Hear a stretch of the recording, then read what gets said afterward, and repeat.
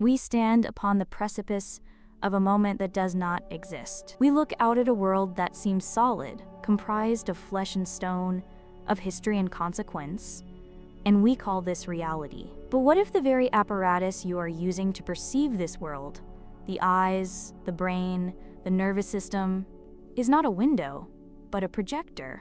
We are gathered here to dismantle the architecture of the linear timeline. We are here to investigate a staggering possibility that the past you are protecting, the identity you are polishing, and the grievances you are nursing are all part of a sophisticated defense mechanism designed to keep you terrified of the only thing that can ever save you, the present moment. Consider the nature of time. We believe we move through it like a ship through water, leaving a wake behind us. But in the deeper physics of the mind, time is a loop. The ego, that architect of separation, uses the past to generate a future that looks exactly like the past, only rearranged just enough to give you the illusion of choice. You are not living in the now, you are living in a memory. When you look at your partner, your parents, or your perceived enemies, you are not seeing them. You are seeing a composite sketch drawn by your own history, shaded by your ancient fears. This is why true peace feels so elusive. You cannot find peace in the past because the past is a turbulent ocean of guilt. And you cannot find the present moment while you are dragging the corpse of your history behind you. We must begin by addressing the elephant in the room of human consciousness, the self-concept.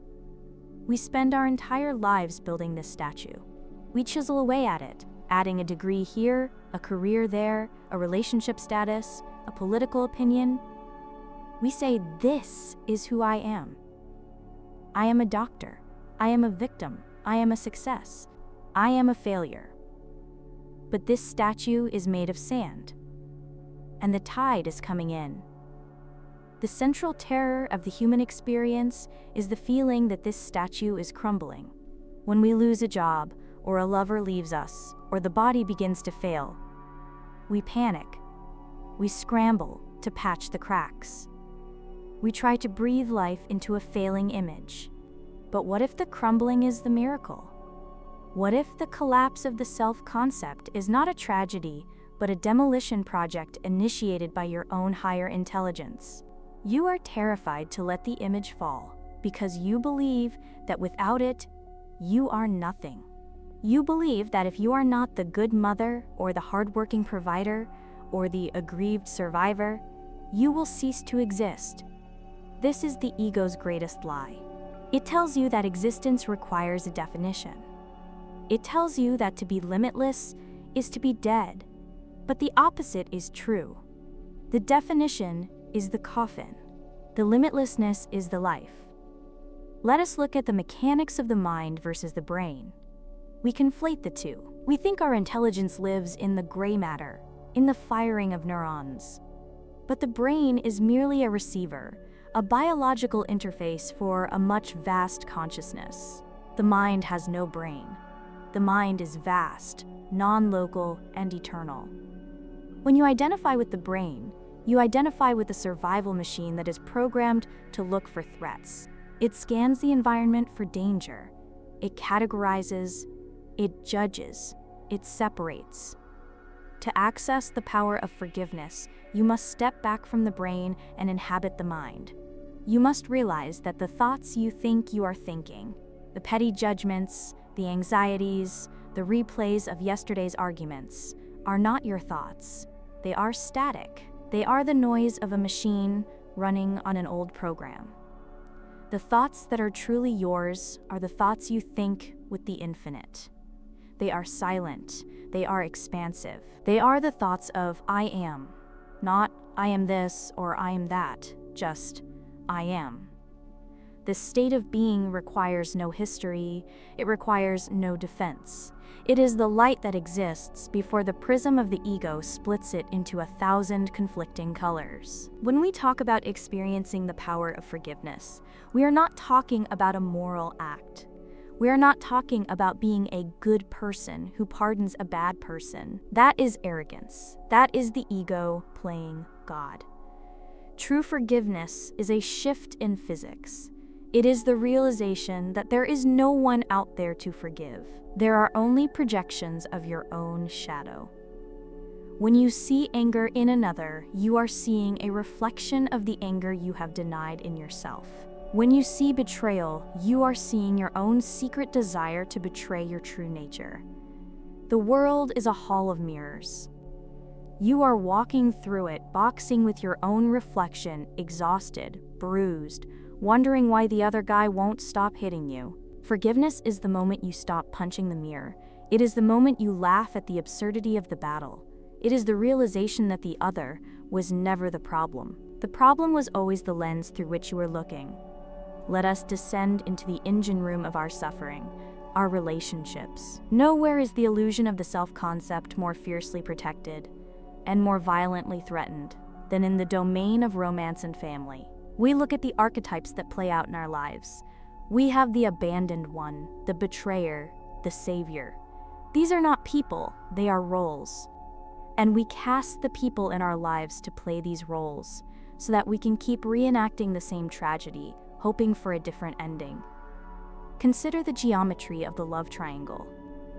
It is a shape the ego loves. It implies scarcity. It implies that love is a limited resource that must be fought for, stolen, or guarded. In the narrative of the world, a love triangle is a source of drama, passion, and pain. We see the jealousy, the rage, the competition. One man against another for the affection of a woman, or vice versa. But look deeper. What is really happening here? The triangle is a defense against God. As long as you are obsessed with the fluctuating dynamics of two other bodies, you do not have to look at the vast emptiness within yourself. You do not have to face the silence. We choose partners not because they are compatible with our spirit, but because they fit the jagged edges of our neuroses. If you have an unconscious belief that you are unworthy, you will magnetically attract someone who cannot give you what you need. This is not bad luck. This is precision engineering. Your ego is hiring an actor to prove its hypothesis. See? I told you love isn't safe. And when that actor plays their part perfectly, when they leave or cheat or withdraw, you feel a perverse sense of satisfaction underneath the pain. You were right. The self-concept of the victim has been validated. The statue stands tall. But what happens when we stop the play? What happens when you look at the betrayer and see not a villain but a frightened aspect of your own mind calling out for love? This is where the work begins. We look at the character of the doctor, the surgeon, a common archetype of the savior. Why does one become a savior? Often it is to correct a failure of the past. Perhaps a parent died, and the child made a silent vow. I will conquer death. I will be the one who saves. This sounds noble, but it is a trap. It is a life built on guilt. It is a life spent trying to outrun a ghost. You cannot save the world because the world does not need saving. It needs waking up. When you try to save bodies, you are reinforcing the idea that we are bodies. You are reinforcing the reality of death. But when you heal the mind, when you remind your brother or sister that they are not the broken vessel they appear to be, but the light that shines through it, then you are a true healer. You are not fixing a dream, you are waking the dreamer. The anger we feel in relationships, the rage that erupts when we are criticized or ignored or controlled, is never justified. This is a radical statement. The world tells you that anger is healthy, that it is a necessary boundary. But anger is always a sign that you have mistaken an illusion for the truth. You only get angry when you believe something real has been taken from you. But what can be taken from the infinite? If you are the self that God created, you cannot be diminished. You cannot be insulted. You cannot be threatened. So, when the rage rises, it is a signal. It is a red light on the dashboard telling you that you have shrunk. You have squeezed your majestic, eternal consciousness into a tiny, fragile costume, and someone has stepped on the hem of your coat. Do not judge the anger. Do not suppress it. But do not believe it. Look at it. Say to it, you are the roar of a crumbling statue, and let it pass. We must also talk about the specific agony of the special relationship. We treat our partners like idols. We say, "You complete me." This is the most dangerous sentence in the human language. If they complete you, then they can deplete you. If they are the source of your happiness, they are also the source of your despair. We burden these poor mortals with the task of being God for us. We want them to give us the unconditional love, the total acceptance, the eternal safety that can only come from Source. And when they fail, because they are tired or confused or human, we crucify them. We say, "You changed." The miracle of forgiveness is to release your partner from the job of being your savior.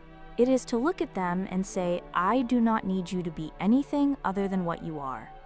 In that space of no demand, true intimacy can finally arise. True intimacy is not two bodies clinging to each other in the dark. It is two minds agreeing to turn on the light. It is the transparency of having no secrets. It is the willingness to be completely seen, not as a perfect image, but as a work in progress, dissolving back into the one. There is a rhythm to this dissolution.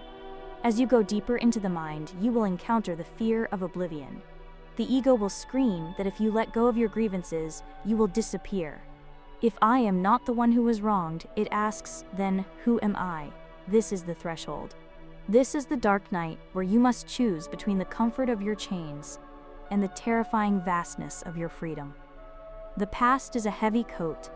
It is woven from every memory of shame, every moment of glory, every scar, and we are walking into a desert where the heat of the truth is rising. You cannot survive the desert in that coat. You will suffocate. The process of awakening is the process of shedding. It is not about acquiring more wisdom, more techniques, more spiritual merit badges. It is about stripping down. It is about becoming naked before reality. When you stop protecting the self-concept, a strange thing happens. You become transparent to the world. The arrows of judgment pass right through you because there is nothing solid for them to hit. You no longer have a reputation to defend. You no longer have a point to prove. You are no longer interested in being right. You are interested in being free. This is the state of the happy dream. You still walk in the world. You still chop wood and carry water. You still have a name and a face. But you know it is a costume. You play the role with a light heart. You laugh more. You take things less seriously. You realize that the script was written long ago, and you are just watching it play out, fascinated by the twists and turns, but no longer wounded by them. This brings us to the ultimate realization: there is only one of us here. When I am healed, I am not healed alone, because there is no alone. The separation was a fever dream. When you forgive your brother, you are literally performing surgery on your own mind. You are removing the tumor of hatred that was blocking your own blood flow. It is entirely selfish, in the holiest sense of the word. You forgive to save yourself. You love to free yourself. The light we are swimming toward is not in the future. It is not at the end of the tunnel. It is the tunnel. It is the swimmer. It is the water. It is the present moment, stripped of the overlay of time. To experience this, you must be willing to suspend your disbelief in your own greatness. You must be willing to accept that you are not a body born of parents, destined to rot in the ground. You are an idea in the mind of the Absolute. You are a thought of God, and a thought of God cannot die, cannot suffer, and cannot lose. So how do we live this? How do we bring this high philosophy down into the traffic jams and the argument over the dirty dishes? We do it by pausing. Before you react, before you defend, before you counterattack, you take a breath. You step back into the observer. You ask a simple question: what is this for? Is this situation for the ego to prove it is a victim? Or is this situation an opportunity for me to remember who I am? Every moment is a fork in the road. One path leads to the past, to the recycling of old patterns, the reinforcing of the statue. The other path leads to the present, to the unknown, to the fresh, to the light. It takes courage to choose the present. It feels unsafe because it is uncontrolled. But control is a myth, you never had it. You were only gripping the steering wheel of a car that was on autopilot. Let go of the wheel, look out the window, see the scenery for the first time without labeling it. In the end, we are just walking each other home. We are stumbling in the dark, bumping into each other, cursing the obstacles. But if one of us lights a candle, suddenly we can all see the path. Forgiveness is lighting the candle. It doesn't change the room is the same. But now, instead of monsters, you see furniture. Instead of enemies, you see friends. Instead of chaos, you see order. Flush the self-concept. Let it swirl down the drain. Do not look back at the water. Put the lid down. Walk out of the bathroom and into the sunshine. You are free. You have always been free. You just forgot to look at the lock. It was never latched. Open the door.